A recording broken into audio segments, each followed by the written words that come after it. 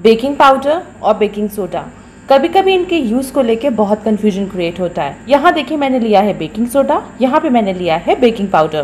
पहले आपको इसके अपीयरेंस से बताती हूँ कि दोनों को हम कैसे पता कर सकते हैं कि ये क्या चीज़ है। ये देखिए बिल्कुल नमक जैसा ये दरदरा सा फील होता है, दैट मीन्स कि ये बेकिंग सोडा है। और जो बिल्कुल ही सॉफ्ट टेक्सचर का होता है वो होता है बेकिंग पाउडर। तो चलिए इसके और भी सारे जो बहुत सारे कन्फ्यूजन हैं आज हम इसको अपने इस वीडियो में दूर करते हैं। क्या आपको ये पता है कि बेकिंग पाउडर और बेकिंग सोडा में क्या डिफरेंस है? मेरी कुछ रेसिपीज में कभी बेकिंग सोडा यूज होता है, कभी बेकिंग पाउडर यूज होता है, और अधिकतर मेरे पास बहुत सारे मैसेजेस एंड कमेंट्स आते हैं कि मैम क्या हम बेकिंग सोडा की जगह बेकिंग पाउडर यूज कर लें, बेकिंग पाउडर की जगह बेकिंग सोडा यूज कर लें। बहुत से लोग सिर्फ इसके नाम से कंफ्यूज रहते हैं, उनको लगता है कि दोनों एक ही चीज है और किसी एक के भी होने पे हमारा काम पूरा हो सकता है। दोनों का काम बिल्कुल ही अलग है। तो आज मेरे इस वीडियो को अंत तक वॉच करिए जिससे आपका ये कंफ्यूजन बिल्कुल दूर हो जाए कि किस जगह हमें बेकिंग पाउडर को यूज करना है और किस जगह हमें बेकिंग सोडा को यूज करना है। दोनों ही खाने को फुलाने का काम करते हैं। खाने में वो कार्बन डाइऑक्साइड पैदा करते हैं जिससे खाने में एयर बबल्स पैदा होते हैं और जिससे खाना बनके अच्छे से स्पंजी बनता है। तो मैं पहले आपको बेकिंग सोडा के बारे में कुछ डिटेल बताती हूँ। बेकिंग सोडा को सोडियम बाइकार्बोनेट भी कहा जाता है। आपने हमेशा ध्यान दिया होगा जब हम लोग घर में पकौड़ा, खस्ता, समोसा, इडली या ढोकला कुछ ऐसी चीजें बनाते हैं तो उसमें सिर्फ हम लोग यूज करते हैं बेकिंग सोडा का।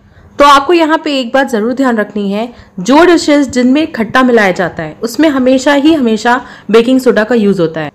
और हम ऐसे भी कह सकते हैं कि बेकिंग सोडा तभी काम करता है जब उसमें नमी और खटास मिलाया जाता है। उसी के रिएक्शन से वो कार्बन डाइऑक्साइड को पैदा करता है जो कि खाने में एयर बबल्स देता है और खाने को स्पंजी बनाता है। अगर जहाँ बेकिंग सोडा है और उसमें खटास नहीं है तो उस जगह हमें कुछ ऊपरी खटास की जरूरत होती है। उसमें कुछ ना कुछ हमें खट्टा मिलाना होता है, जैसे कि दही है, छाछ है, नींबू है, कुछ भी ऐसा।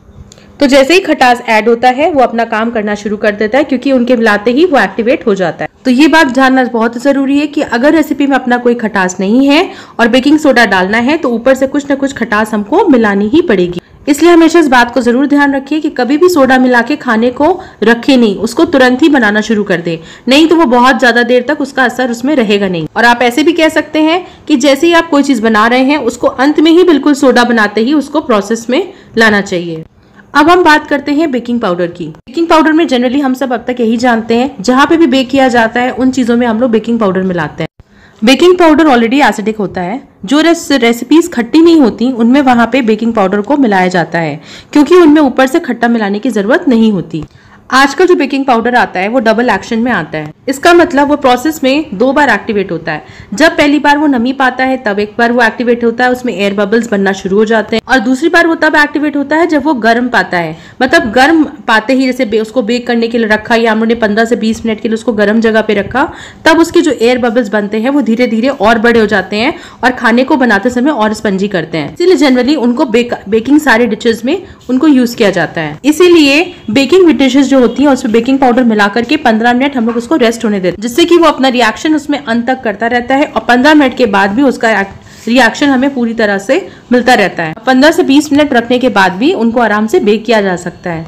बेकिंग पाउडर जब मिलाया जाता है तो उसमें कोई भी खट्टी चीजें नहीं मिलाई जाती। बेकिंग पाउडर को ऑलरेडी एसिडिक माना जाता है। मतलब अगर हम बोले तो बेकिंग पाउडर का मतलब होता है उसमें ऑलरेडी बेकिंग सोडा मिला होता है और उसमें क्रीम ऑफ टार्टर मिला रहता है जो कि उसको एसिडिक बनाता है। और ये जो एसिड उसमें खुद से मिला रहता है यही उसको खटास मिलाता है और हमारे किसी भी रेसिपी को फुलाता है। इसलिए ऊपर से किसी खट्टी चीज को मिलाने की इसमें जरूरत नहीं पड़ती।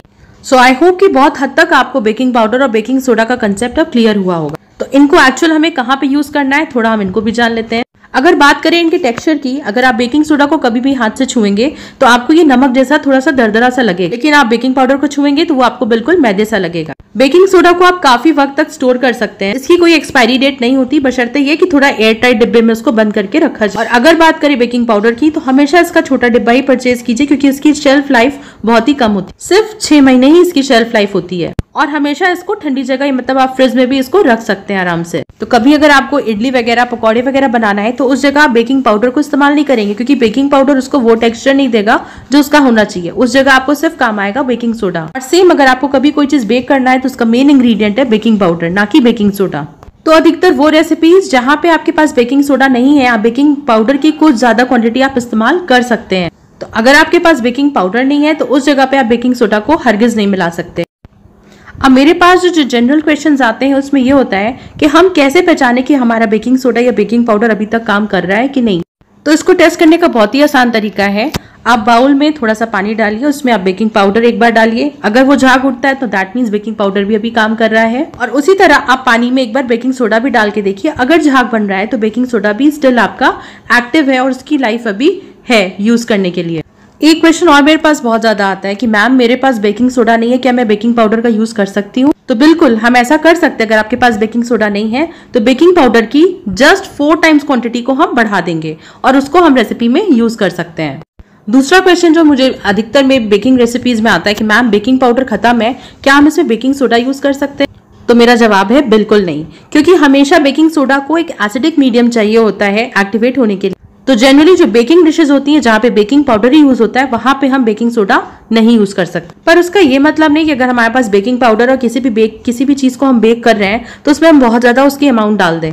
अगर हम उसकी क्वांटिटी को बहुत ज्यादा मिला देंगे तो उसके एयर बबल्स इतने ज्यादा हो जाएंगे कि वो उस बेक की आइटम को पूरा उसका टेक्सचर को खराब कर देगा। इसलिए हमेशा एक नपातुला ही अंदाज रखिए बेकिंग पाउडर और बेकिंग सोडा को उनको अपनी डिशेज में मिलाने का। इसलिए हमेशा ध्यान रखिए कि कभी भी आप कोई चीज बेकिंग की यूज कर रहे हैं तो बेकिंग पाउडर ही वहां पे मिलाना नेसेसरी है, ना कि baking soda. So I hope कि मेरे इस वीडियो से आपका ये जो कंफ्यूजन था baking powder and baking soda का, ये काफी हद तक कम हुआ होगा। लेकिन इसके अलावा भी अगर कोई ऐसा क्वेश्चन है जो आप मेरे से पूछना चाहते हैं तो आप मुझे जरूर से कमेंट बॉक्स में कर सकते हैं। सो आई होप कि मेरा ये वीडियो आपके लिए बहुत ही यूजफुल रहा होगा। तो इसे जरूर लाइक एंड शेयर कीजिएगा, मेरे चैनल को सब्सक्राइब कीजिएगा। जल्दी मिलते हैं एक नए वीडियो के साथ। Till then good bye.